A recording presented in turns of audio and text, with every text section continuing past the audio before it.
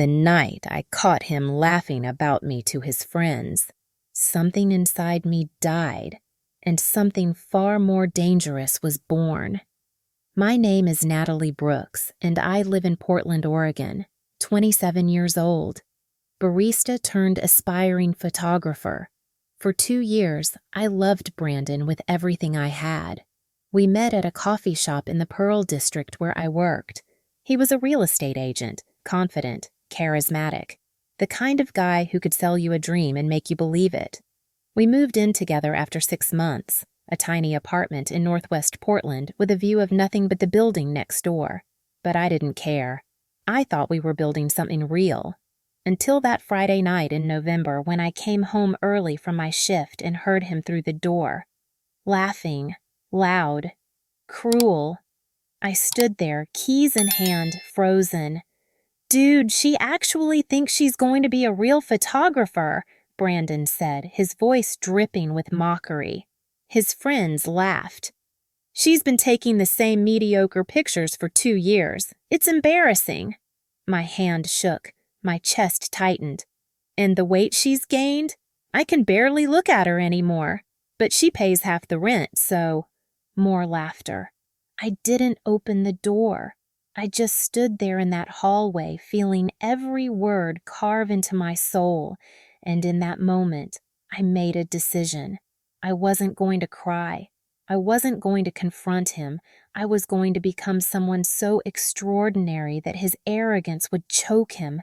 I walked away, went to a coffee shop 3 blocks over, sat there for 2 hours, numb, planning. I realized I'd spent 2 years shrinking myself for someone who saw me as convenient, background noise in his perfect life.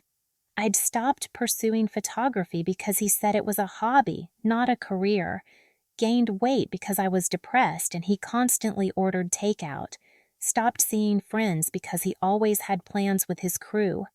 I'd disappeared, and he didn't even notice. Or worse, he noticed and didn't care. But that was about to change. I went home that night acting normal. He was on the couch, beer in hand, watching football. I kissed his forehead, asked about his day. He barely looked up. Perfect. Because starting tomorrow, I was going to vanish from his life while still standing right in front of him. I started at 5 a.m. the next morning. Joined a gym 2 miles from our apartment, paid for a trainer named Lisa who didn't care about excuses. I showed up 6 days a week, ran until my lungs burned, lifted until my muscles screamed, changed my diet completely. Meal prep, no alcohol, water, sleep, discipline. Within 3 weeks, my body started responding.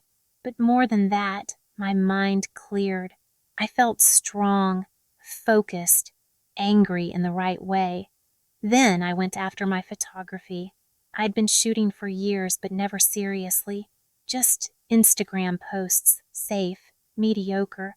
But I enrolled in an advanced photography course at the Pacific Northwest College of Art. Spent every evening after the gym learning lighting, composition, editing.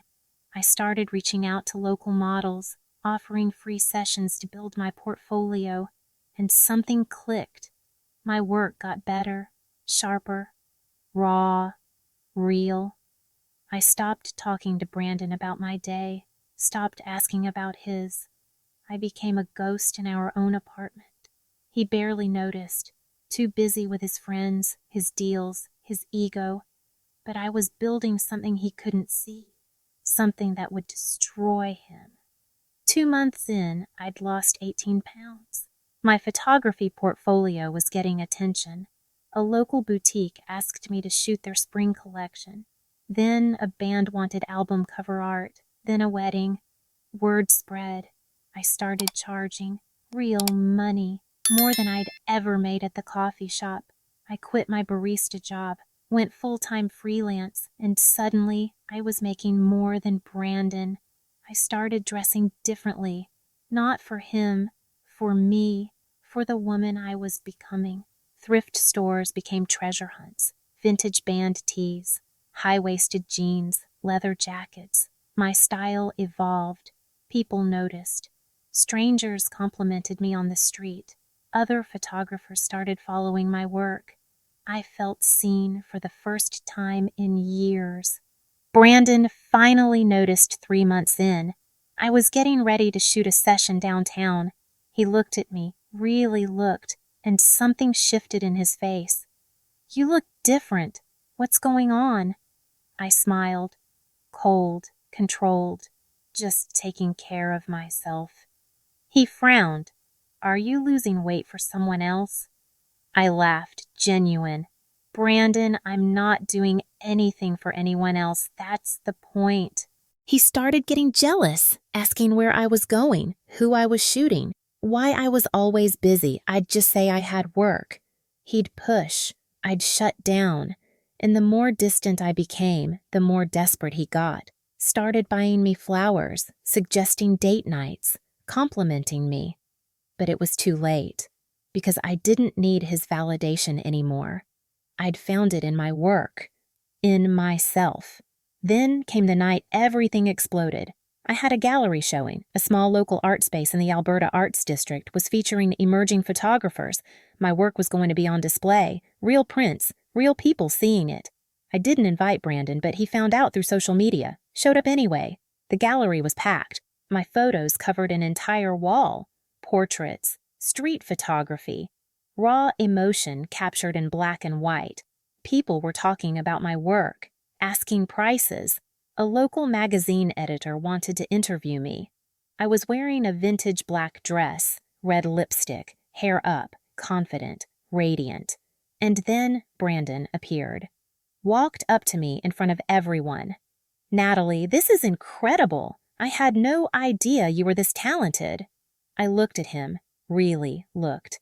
This man who'd mocked my dreams, who'd called my work mediocre, who'd laughed at me with his friends. And I felt nothing. "Brandon, you never had any idea because you never asked. You never cared." His face fell.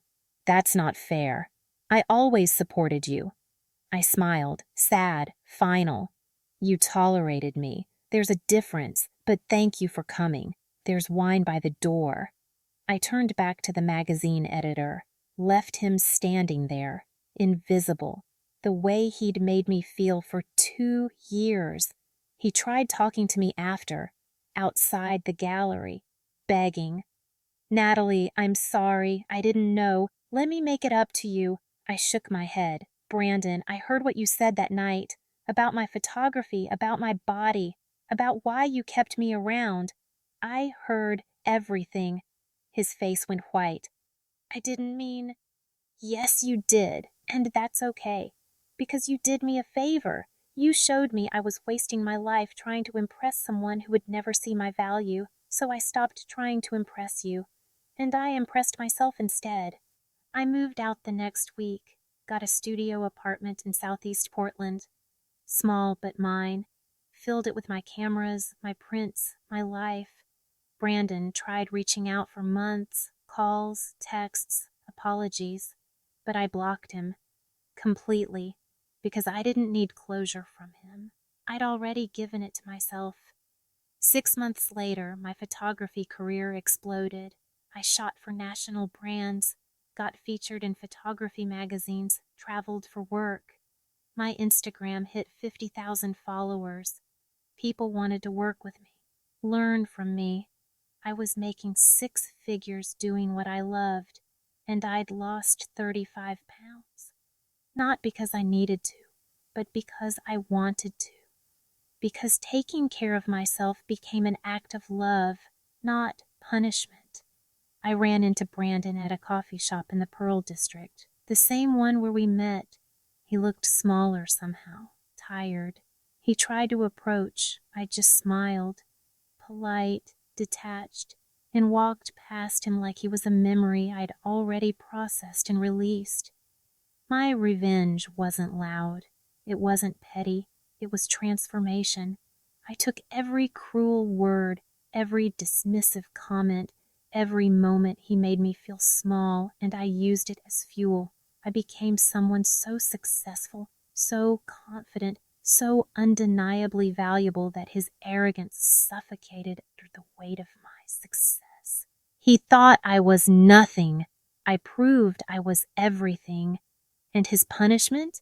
Living with the knowledge that he had something extraordinary and treated it like it was ordinary, while I get to live knowing I survived him, thrived without him, and became legendary in spite of him. If this story hit home, smash that like button.